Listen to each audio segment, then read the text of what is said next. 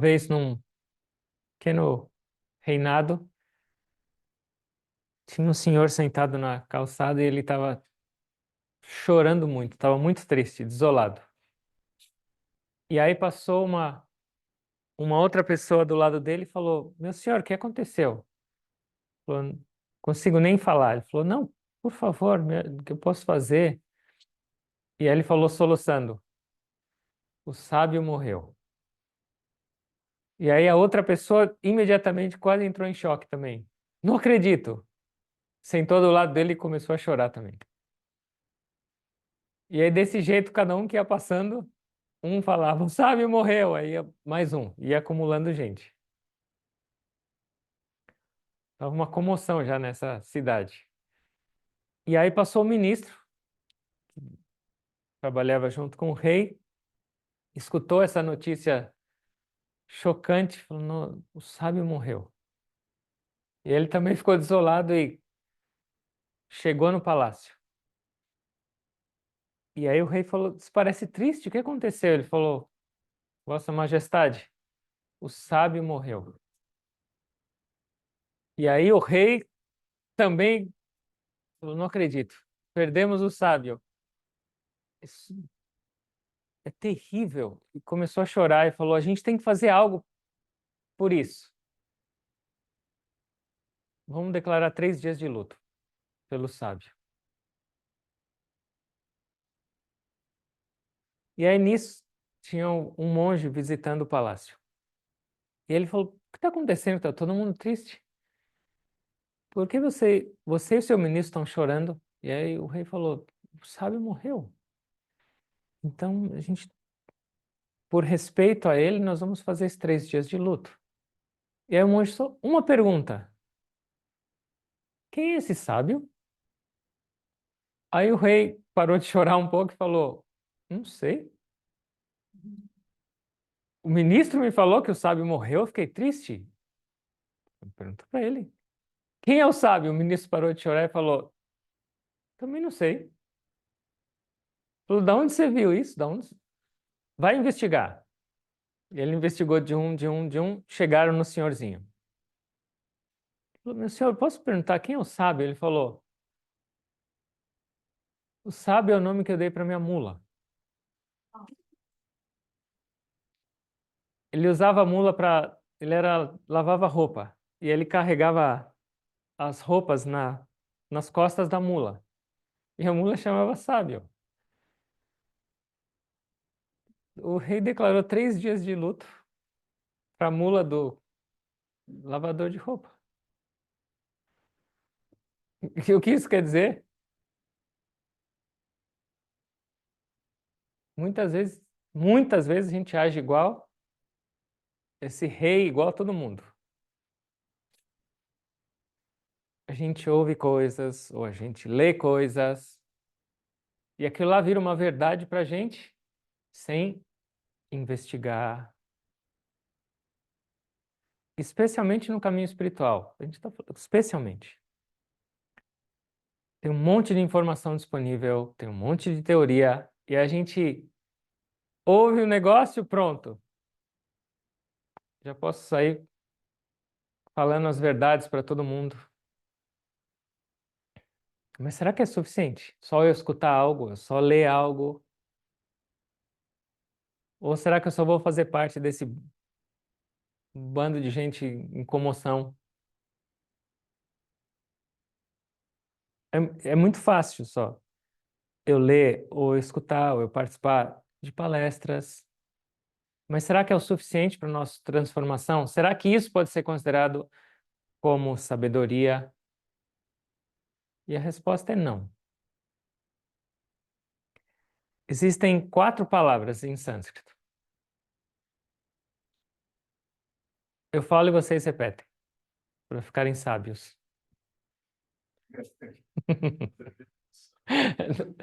Já somos. Agyana, Vigyana. A gente pulou uma. É porque eu não sou sábio. A gente pulou uma. Agyana, Gyana. Vigyana, e pragyana. Esse é, na verdade, o caminho verdadeiro para a sabedoria. Gyana significa sabedoria. Então, agyana é negação, sem sabedoria, ou seja, ignorância. Quando eu não sei. A próxima palavra, gyana, é conhecer ou saber. Gyana. Então, vamos supor, eu falei essas 4 palavras, agora vocês conhecem essas 4 palavras. Então, esse ato de escutar e agora conhecer essas 4 palavras é gyana.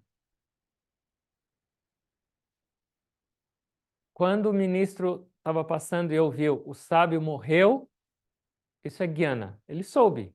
Agora eu sei que o sábio morreu. Mas o que é vijnana? É o próximo passo. Depois que você escuta alguma coisa e você recebeu um conhecimento, o que você tem que fazer com ele? Aplicar. Aplicar. Testar. Colocar em prática. Alguém te falou uma receita de um bolo ou de um prato. Gyana. Faça assim. Mas se você ficar só na sua cabeça, como você vai saber se isso funciona, se não funciona? Você tem que testar. Então, isso é vijnana, colocar em prática. E o que é pragyana? Pragyana é se tornar esse conhecimento.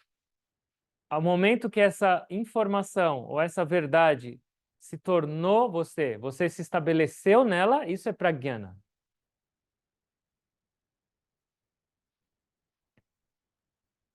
Isso dá para aplicar na vida também. Você quer ser um médico, mas por enquanto você não sabe nada. Você vai na faculdade e você aprende, gyana. E depois de aprender, você vai para o laboratório, você começa a fazer estágio, você tem vários processos onde você começa a treinar até que você se torna um médico. Você se tornou aquele conhecimento. E no caminho espiritual não é diferente. E é mais importante ainda esse processo de sabedoria. A gente escuta, mas a gente não deveria se contentar com o que a gente escuta. A gente não deveria se contentar com o que a gente lê. Não importa que você vai numa missa, você lê a Bíblia, você lê a Bhagavad Gita, você vem num satsanga. Essa aqui é só jnana. Eu não sabia disso, agora eu sei. Mas isso não é o suficiente. Nenhuma pessoa pode crescer espiritualmente com um livro. Nenhuma pessoa jamais vai crescer espiritualmente ou se transformar realmente assistindo um vídeo ou assistindo uma palestra. Impossível. O que ela tem que fazer? Vijnana. Ela tem que colocar isso que ela ouviu e conheceu, dar um jeito de virar ela, colocar dentro dela. E esse é o processo de Vijnana. Eu vou testar, eu vou tentar, eu vou tentar e eu vou aplicar. Até que agora eu sei. Agora eu sei.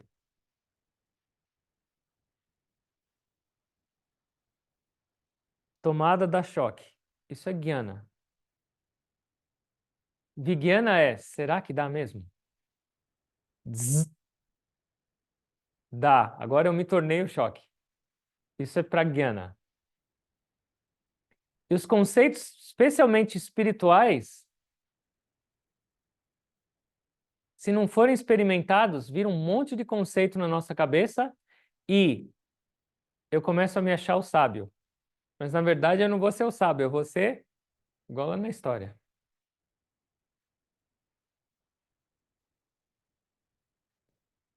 Samadhi, realização,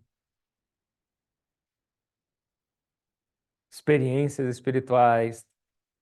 Mas se eu não tiver, se isso não tiver dentro de mim, eu estou falando igual um papagaio. Eu estou falando para mostrar para os outros que eu sou o sábio. E o Guruji fala também.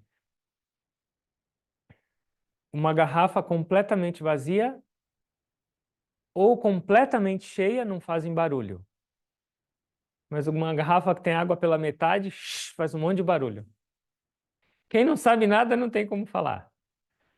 Quem realmente está estabelecido não precisa falar. Mas quem está no meio do caminho quer falar. Senta num palco, fica falando. Então, esse é o processo. Paramahansa Yogananda falava: leia um pouquinho, medita muito mais e pensa em Deus o tempo inteiro. O que acontece quando a gente recebe o nosso conceito teórico? O fechar os olhos e praticar é a digestão.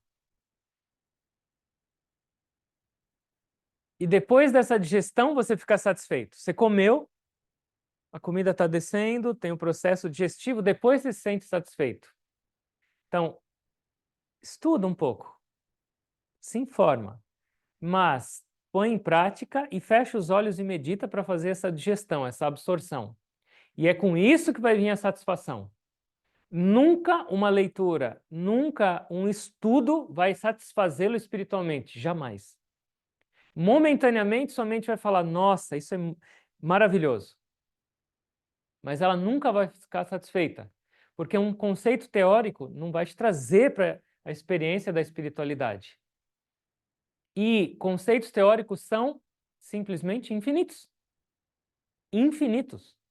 E o quanto a gente tem a capacidade de ler, de estudar e de absorver, não dá. Então, quanto mais teoria, mais confusão. Isso é no caminho espiritual. O Gurudev falava: não sejam bookworms, vermes devoradores de livros. Um pouco é importante para te dar uma referência, para te dar uma inspiração, mas o mais importante é a prática. Pratica, aplica e experiencia. Por que a maioria das pessoas se contenta com a teoria? Porque é mais fácil. É mais fácil eu decorar a Bíblia inteira do que eu aplicar um versículo da Bíblia na minha vida.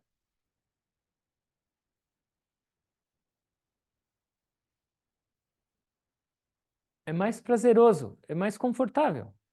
O que é mais fácil? Eu pegar um livro espiritual, deitar na minha cama, ficar lá estendido e ler algumas páginas sobre a realidade da vida, eu sou a alma, ou eu fechar os olhos e tentar acalmar essa mente, tentar transformá-la e tentar ter a experiência. O que é mais fácil?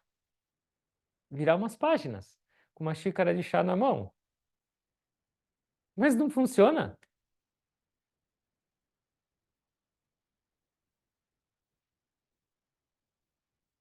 Aplicar. Jesus fala: que adianta vocês ficarem falando mestre, mestre, mestre, mas vocês não fazem o que eu digo? Na Bhagavad Gita, ele fala de 3 tipos de felicidade. Eu estou falando é mais prazeroso e mais fácil a gente ler. E a mente tem mais prazer com isso. E a mente não tem, no início, a mente não tem prazer por meditar. Por quê? Porque ela sabe que ela vai perder o reinado. Ela tem muito prazer quando você lê, que ela está aumentando a memória, ela está desfrutando desse momento porque os seus sentidos estão em contato com algo. Então isso traz um prazer momentâneo e traz umas. São 4 instrumentos mentais. Dentro da mente tem 4 instrumentos. Quais são? Ahankara é ego. Chitta é memória. Buddhi, intelecto. E manas, que é o aspecto mental. Então, toda vez que meu sentido tem contato com algum objeto, eu estou ativando as partes mentais. Ou seja, ela está tendo prazer de alguma maneira. Todo o contato dos meus sentidos com qualquer objeto gera um prazer para minha mente. Então, quando eu estou lendo, por exemplo, algo espiritual, eu estou sentindo uma felicidade. Nossa, você é a alma, você é a essência pura, você é infinito, você não é esse corpo perecível. Você sente algo nisso. Por quê? Porque a sua memória está recebendo uma informação espiritual. O seu ego está falando, uau, eu sou isso. O seu intelecto está falando, nossa, isso faz sentido. Mas é só nesse nível. Então a Bhagavad Gita fala de 3 níveis de felicidade.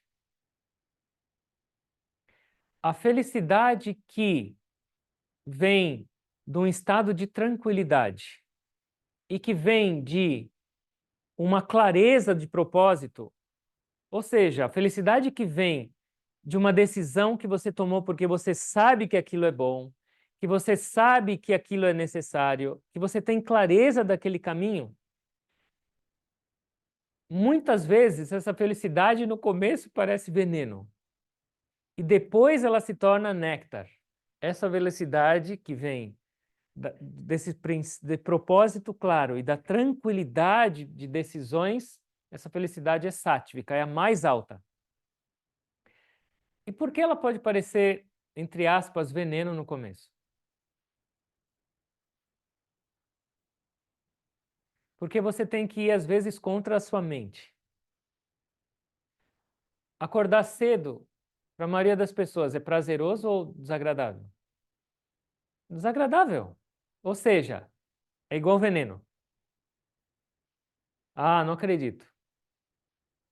Meditar de novo, nessa hora. Veneno. Pior que remédio. Mas, por que você tomou essa decisão?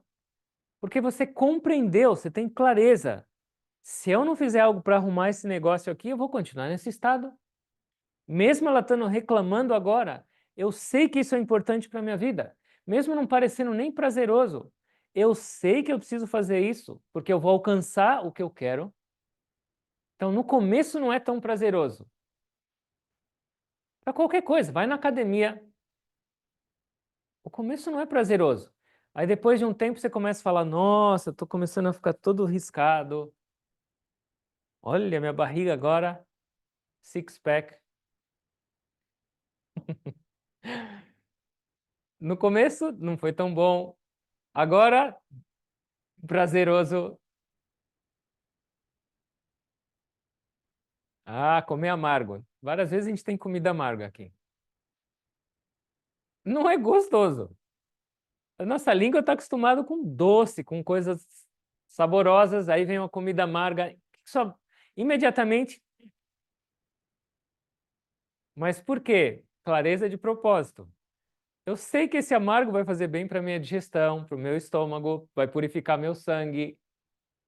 Então, com esse clareza de propósito, eu vou comer aquilo mesmo que minha língua falar, está louco? Mas meu estômago depois vai falar, obrigado. Meu sangue vai falar, maravilha. Meu check-up vai falar, ótimo. Então começou meio enroscado, mas depois vira prazeroso, depois vira néctar. A segunda felicidade começa como néctar e termina como veneno. E qual felicidade é essa? Cuidado com o que vocês vão falar, por favor. Hã? Paixão? O que quer dizer paixão? Você namora por algo, Mas, termina no seu permite. então, isso aí pode dar má interpretação. Por que você me chamou de paixão? A felicidade ou o prazer que vem, que é derivado do contato dos sentidos com o objeto. E é feito de uma maneira baseada não por uma clareza de propósito, não com consciência, mas por impulso, mas por emoção. É prazeroso no começo e depois veneno. Algum exemplo ou não? Você sabe. Você está fazendo seus protestos agora. É, é. Você pode falar de comida. Você comeu bem, a comida está deliciosa. Você sabe, eu não preciso de mais esse prato. Mas está tão boa a sua língua, fala um pouquinho mais. Aí você põe e desfruta. Na hora, prazer, néctar. Foi um néctar, porque foi uma delícia. Eu estou na mesa com um monte de gente, e aí acaba o almoço, começa a doer o estômago, você tem que ir pro banheiro, você tem que depois encarar a balança, colesterol, diabetes. Começou como néctar, depois. Então, qualquer perspectiva da relação dos sentidos com objetos feito sem essa clareza de propósito, sem esse discernimento, pode ser na hora prazeroso. Quando tem uma piada para alguém, e aí essa piada trouxe um monte de problema. Por que que eu fui falar essa baboseira? Por que que eu fiz isso? Ou seja, agir impulsivamente. Pode ser prazeroso, mas depois, problema. Essa é a segunda, e ela é chamada de felicidade rajásica. E tem uma outra felicidade. Começa como veneno e termina como veneno. Sempre foi veneno. Algum exemplo ou não? Comida extra ultra processada. Vai falar agora ele. Não? Hum. Algum exemplo ou não? Hum? Uso de droga, por exemplo. A pessoa pensa que está desfrutando, mas ela não está desfrutando, ela está se acabando. Quando acaba, ela sente a consequência, e depois, para sempre, ela vai sentir. Então, isso é felicidade tamásica. Então, o Sr. Krishna fala: felicidade que nasce da inércia, da preguiça ou da ignorância é felicidade tamásica. O que significa também da preguiça? Você sabe que deveria acordar ou para trabalhar, ou para meditar, ou para fazer seus deveres, e você fala: vou ficar na cama. Na hora foi um prazer, maravilha. Mas não foi, porque você está estimulando tendências e uma natureza sua que é inferior. É uma natureza ignorante, que nunca vai te fazer feliz de verdade. E aí você acorda atrasado e começa uma reação em cadeia de um monte de coisas erradas. Você chega aí atrasado no seu compromisso, já chega estressado, leva uma bronca, vai para outro, pronto. Começou errado e acaba errado. Então, o prazer que nasce da ignorância, da inércia, da preguiça, é chamado felicidade tamásica. Porque ela só imagina que aquilo lá seja felicidade, mas na verdade ela nunca foi felicidade. Isso está claro? E é isso que a gente tem que entender. Como eu tenho que levar minha vida espiritual? Os mestres falam, não fica muito na teoria, que você vai ter indigestão. E o que significa indigestão de teoria livresca?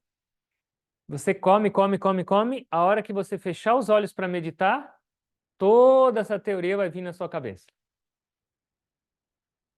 Aí vai um monte de questionamento. Será que eu devia virar para cá ou para lá? Mas isso aqui não é a experiência que eu li no livro do Yogananda. Isso aqui não é a luz que eu estava esperando. Ou seja, indigestão. A gente precisa de força de vontade para crescer no caminho espiritual. Não existe outro caminho. Não existe alguém meditar por você, não existe alguém dar um toque na sua cabeça e você se iluminar. Leia para se inspirar, e é por isso que existe. É por isso que a gente está conversando, é por isso que a gente tem um monte de livro. Mas usa isso para te inspirar um pouquinho e fala, agora eu vou aplicar esse negócio. Alguém me falou que é sua alma. Enquanto eu não sentir isso, eu não vou sossegar. Eu não vou me contentar com só conceitos. Eu vou aplicar até eu chegar. Agora eu posso falar, eu sou a alma. Porque senão eu vou ser só um papagaio. O Gurudev falou, os papagaios eles têm a capacidade de aprender palavras. Ele mesmo ensinava, chamava Jacob, que ele morava em Miami. Então ele falava, Jesus, e ele respondia, Jesus, Mary, Mary, Moisés, ele ficava repetindo o tempo inteiro. Mas aí o Gurudev ficava olhando. A hora que estava cheio de gato lá e querendo almoçar o Jacob. Então ele ficava, Jesus, Mary. A hora que chegava o gato olhando para ele, ele esquecia. Ele esquecia de Jesus, Maria, de Moisés. Ele falava, a gente é assim, a maioria fica igual papagaio, fica falando realização, samadhi, devoção. Aí a hora que vem um enrosco na vida, saio xingando todo mundo, esqueço toda a minha sabedoria. Então, a gente tem que aplicar. A gente não pode ser igual o papagaio espiritual. Essa é a beleza do nosso caminho. A gente tem a possibilidade de acelerar esse negócio, de transformar isso de uma maneira muito dinâmica e sentir. É um pouco de esforço. Mas para viver desse jeito também é um grande esforço. Na ignorância, é um esforço. Porque é um sofrimento. A gente não sabe quem é, a gente não sabe como se relacionar com o mundo, a gente não sabe a nossa relação com Deus, a gente não sabe tomar as decisões corretas. E qual o resultado disso? É pancadaria para todo lado. Então, a gente já está se esforçando, mas a gente está se esforçando normalmente no caminho errado. Então, é só direcionar o esforço. A gente recebe tudo. A gente recebe o conceito teórico, a gente recebe o caminho para transformar isso em experiência própria. A gente tem referências que já alcançaram isso. Por que não? Toda vez que sua mente fala, não, hoje não, medita amanhã, não faz isso. Pega um livro que é mais fácil de fazer. Não.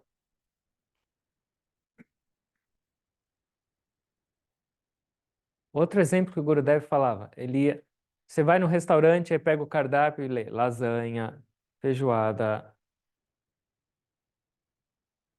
e assim vai. Vai lendo o cardápio, aí você fecha o cardápio e fala, obrigado, estou satisfeito. Dá? Ou você vai ficar com mais fome? Mais fome.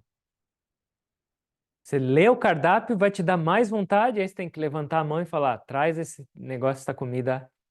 Isso é Vijnana. Antes de entrar no restaurante é Agyana.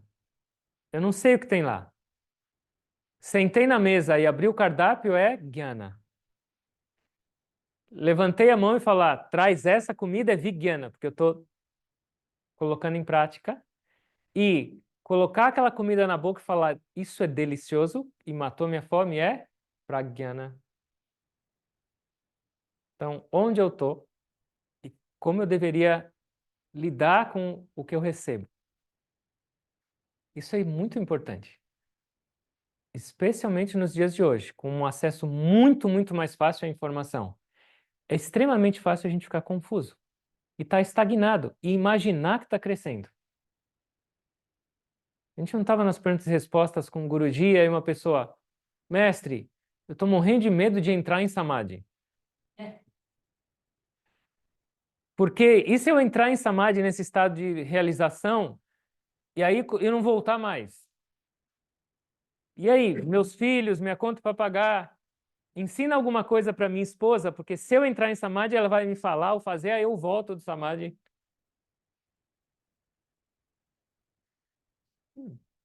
Não, teoria, mas tem que tornar prática. Alguém tem alguma pergunta?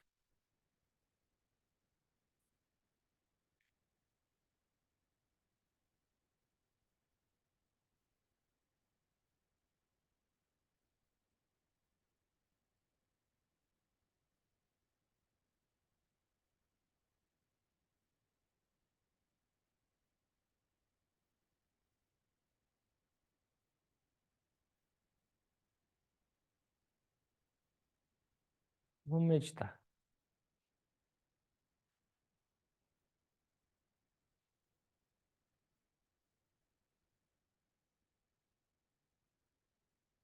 Vamos fechar os olhos, por favor.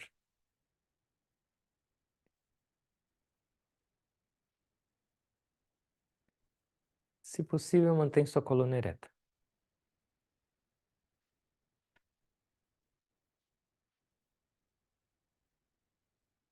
E tenta observar sua respiração.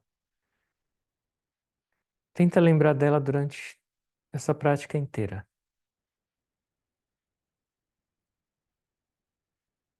Quantas e quantas e quantas vezes a gente escuta os nossos mestres falar?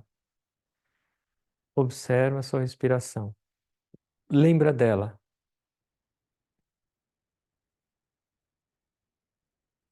Isso é jnana. Mas quanto tempo eu pratico? Eles falam, a respiração é a presença de Deus. Quão perto eu estou dessa experiência? Será que eu sinto? Ou para mim isso aqui é só um ar entrando e saindo no meu nariz?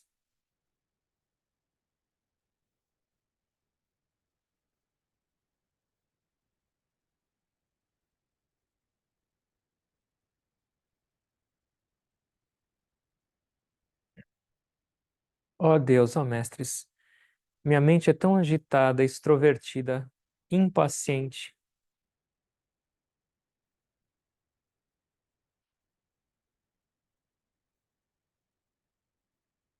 que me afastam dessa experiência.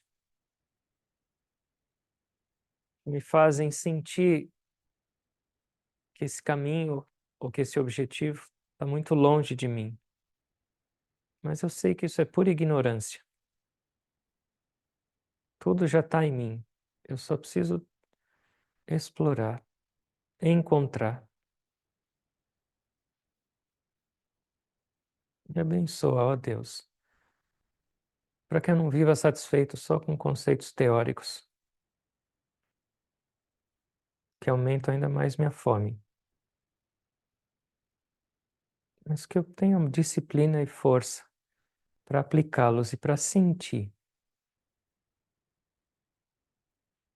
para me estabelecer nessas verdades que eu escuto, que eu leio, que eu tenho contato.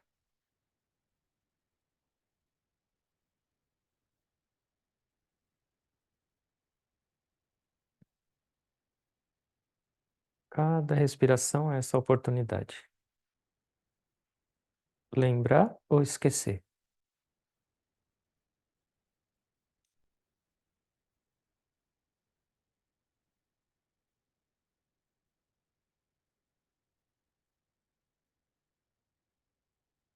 Inala bem lenta, longa e profundamente.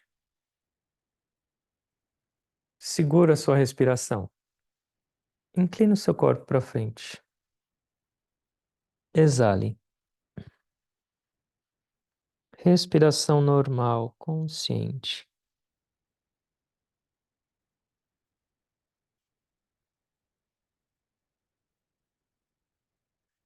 Oh Deus, com a minha tão chamada inteligência, eu crio ego. Ego de me mostrar sábio ou superior ou inteligente, ou de ser reconhecido. Mas isso só me afasta também da verdade.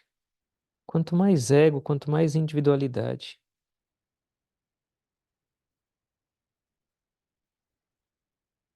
mais longe da sua paz, mais longe da sua felicidade, a verdadeira. Traz mais humildade. Com toda essa arrogância, como eu vou aprender algo? Eu sei, eu sei, eu sei. É a porta que se fecha para o aprender, para o absorver, para o seguir.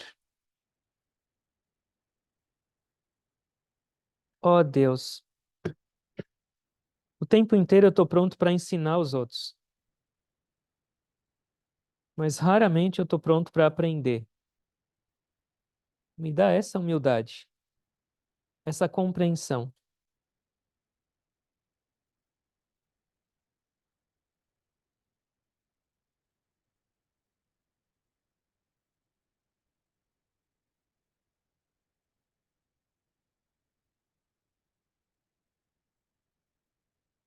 Me torno como uma criança, sempre querendo aprender, sempre disposta,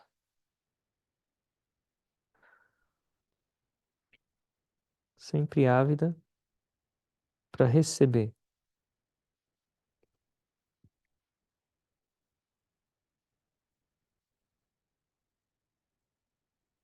Inala bem lenta, longa e profundamente. Segura, senta, exale. Respiração normal e consciente.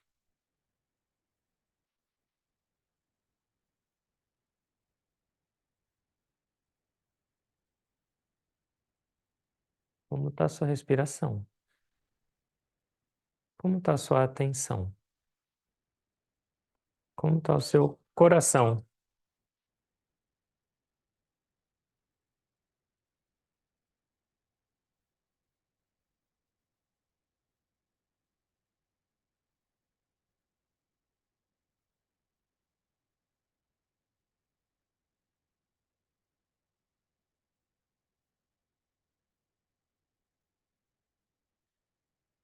Inala bem lenta, longa e profundamente.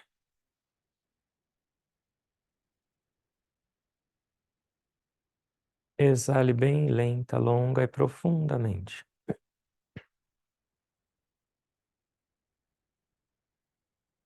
Inale, longa, lenta e profundamente.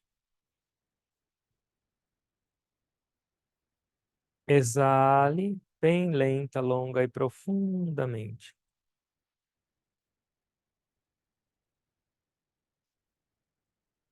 Inale, longa e profundamente com amor.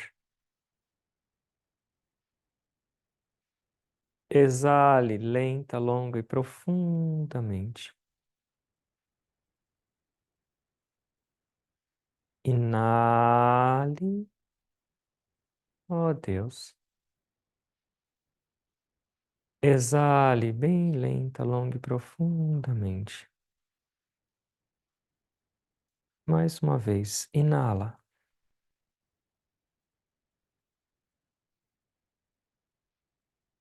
Exale, longa, lenta, profundamente.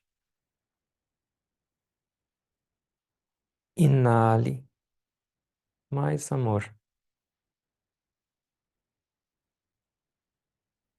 Exale, lenta, longa e profundamente. Pratiquem por vocês mesmos, mas 3 ou 4 respirações dessas com atenção. Vigyana. Essa é a prática.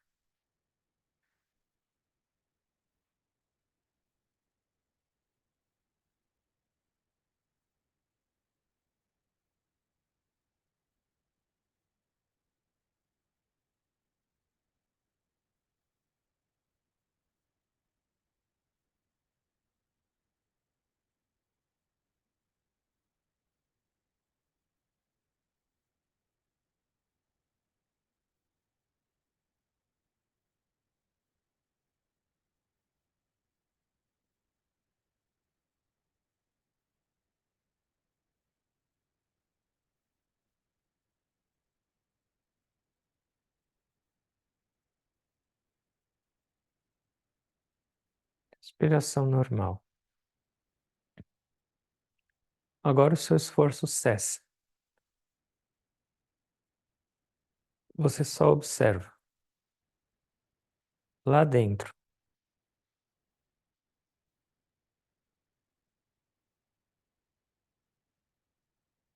Depois da prática vem a experiência. Isso é Pragyana. Medita um pouco em silêncio. Sente esse estado de união. Em algum nível, de alguma maneira, ele está lá, presente. Tenta.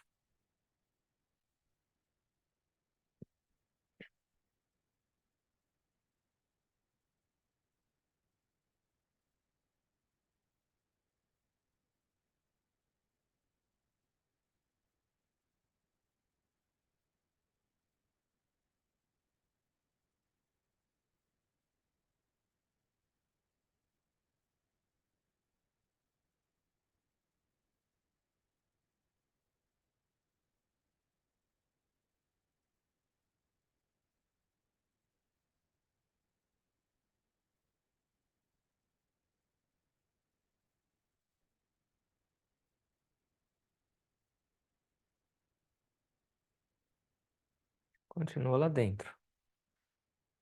Um pouquinho de atenção na respiração.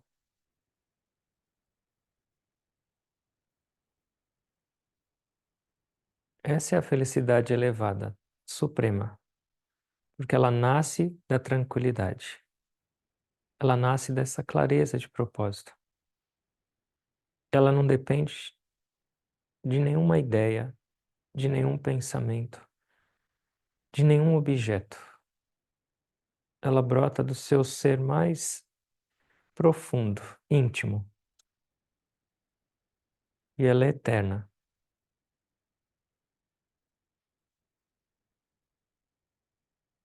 É o sorriso divino em você. É essa felicidade que cada um de nós nasceu para se estabelecer. E é essa felicidade que nenhum livro, nenhuma palavra pode te trazer. Você tem que acessá-la. Só depende de você.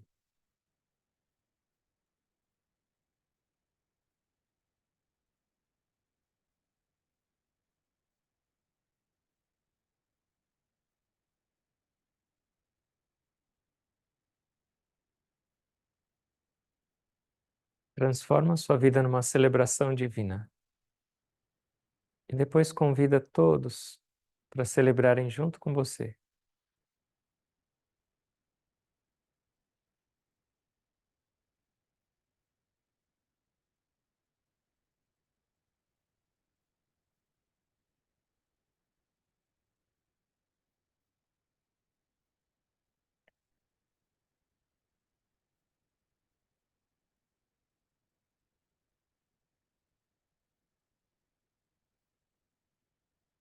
Leia um pouquinho para se inspirar.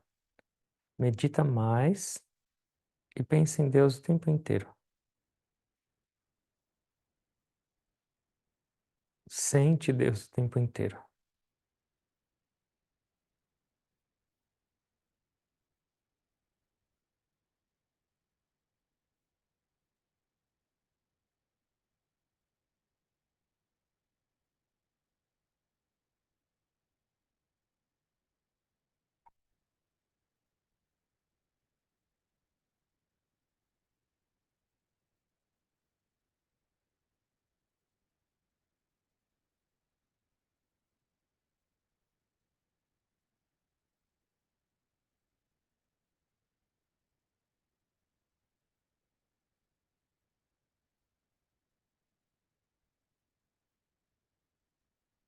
Que as bênçãos de Deus, de Jesus, dos mestres, permeiem nossas vidas.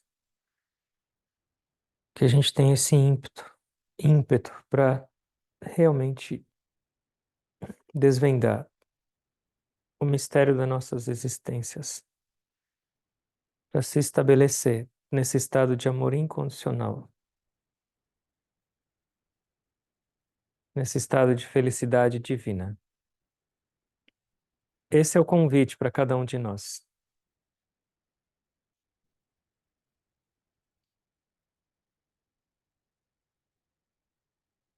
Será que a gente vai aceitar ou não?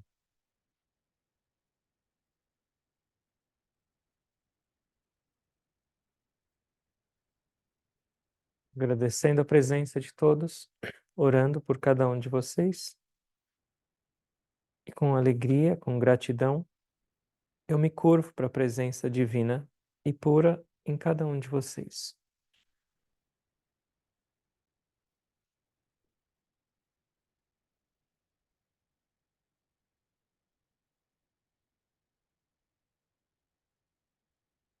Om. Amém.